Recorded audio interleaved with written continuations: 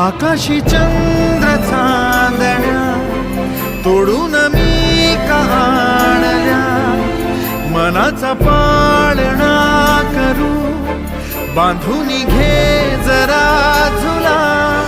डोळ्यात तूच साजणी सुखाचा स्पर्श तू नामा, तुझ्या विना